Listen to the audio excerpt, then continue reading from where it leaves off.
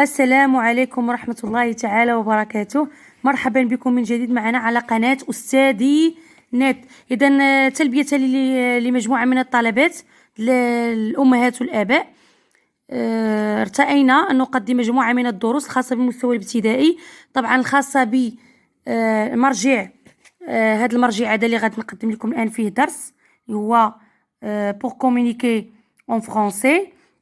غادي نقدموا ان شاء الله دروس اللي كتخص لينا لو شومان دي لتر المستوى الرابع، وايضا درس اللي هو دروس اللي كتخص لينا هذا المرجع هذا اللي هو باركور ديال سادس ابتدائي. اذا نبداو على بركه الله. جميع التلاميذ غالبا الان غادي يكونوا وصلوا لا سومان ديفالياسيون في لينيتي ديداكتيك 3، يعني في لا سومان 5. غادي نقدم لكم هاد الدروس هادو اللي هما في الصفحه 95.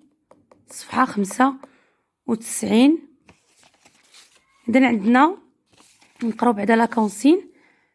في élaborer un guide des fêtes marocaines. Alors je m'exprime. On a ici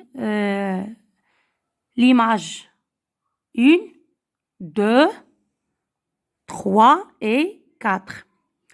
Alors, on va dire ce qu'on voit sur les images et on va s'exprimer. يعني هاد الصور هادو علاش يتكلموا لينا، هادشي اللي كيقصدوا. طبعا غادي نربطوهم توجور بلي فيت ماروكان، بالحفلات المغربيه. مثلا الا خدينا ليماج الاولى غنلقاو بان كتكلم لينا فوالا. الوغ le thé au Maroc, le thé à la menthe fait partie des traditions les plus incontournables. C'est une boisson consommée à toute heure de la journée. Alors le thé au Maroc في المغرب كنسميوه le thé à la menthe، الشاي بالنعناع à la menthe، fait partie des traditions، هو جزء من التقاليد les plus incontournables، يعني التقاليد الرائعة ولا المزيانة ولا الجميلة كاينة عندنا في المغرب. c'est une boisson، واحد المشروب consommé كيتستهلك à toute heure de la journée، يعني في خلال اليوم كامل بأكمله، في أي وقت بغينا نشربوه كنشربوه. هذا بالنسبة لو تي à la menthe. إلا مشينا ليماج الثانية كما شفتو شنو كتبين لينا، هي صورة على لا مارش فيرت، المسيرة الخضراء. الوغ شنو ممكن نقولوا على لا مارش فيرت؟ La marche verte est une grande marche pacifique partie du Maroc le 6 novembre 1975 vers le Sahara. Alors انا حبيت ما نطولش عليكم باش التلميذ ما يلقاش راسو يعني كيهضر بزاف، ولا الا خدا لينا التلميذ غير شويه من هاد يعني غير هاد الافكار الاساسيه فراسي سيفيزون، يعني كافي. La marche verte est une grande marche، هي واحد المسيرة كبيرة باسيفيك سلمية. كنقولوا باسيفيك سلمية يعني ما فيهاش حرب. بارتي دو ماروك اللي انطلقت لينا من المغرب في لو 6 نوفمبر في 6 نوفمبر في 1975 vers le Sahara إلى الصحراء. طبعا الصحراء اللي كانت مستعمرة آنذاك من إسبان. نمشيو ليماج الثالثه اللي هي كما شفتوا كتكلم لنا على لا باستيلا، بسطيله المغربيه اللي معروفه بالمغرب. alors la pastilla est un plat traditionnel du Maroc constitué d'une sorte de feuilleté à base de poulet ou de fruits de mer. Ce plat est toujours présent dans les fêtes.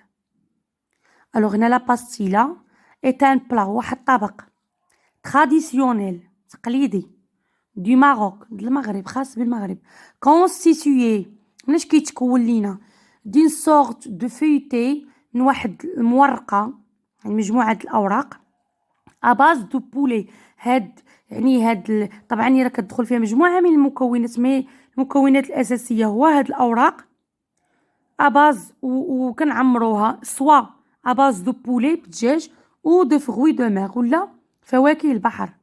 سو بلا اي توجور بريزون دون لي فيت. هاد البلا غالبا دابا ولينا كنلقاوه حاضر بكثرة في الحفلات المغربية. شو الصورة الأخيرة؟ ألوغ هنايا كتكلم لنا على المشوي لو ميشوي يعني اللحم مشوي. Alors le méchoui dans la cuisine arabe agneau ou mouton entier rôti à la broche sur les braises d'un feu de bois. Alors le méchoui dans la cuisine arabe في المطبخ العربي هو شنو؟ طبعا هنا تنقصدو انيو وموطون يعني اللحم ديال الخروف ولا ديال المهم ديال الخروف اونتيي. هنا يعني اما كنعملوه كامل او كنقطعوه غوطي مشوي محمر على بغوش سور لي بغيز كنحمرو على النار لي بغيز دان فو دو بوا العافية الحطب. الوغ كنحمروه على النار. الوغ فوالا هادو بالنسبه هاد لي زيماج اللي مطلوب منا اننا نربطوهم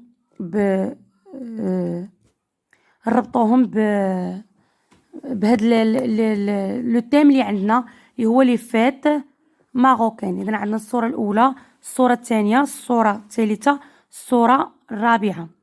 اذا هنايا الصوره اللي هي في الوسط الصوره ديال صاحب الجلاله الملك محمد السادس الغوا محمد سيس.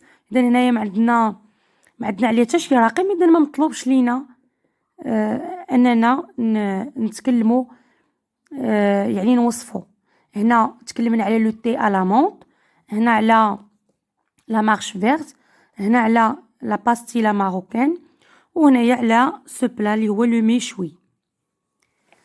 J'ai le deuxième exercice. Le deuxième exercice, je fais correspondre chaque phrase de la colonne de gauche avec l'autre de communication qui lui convient.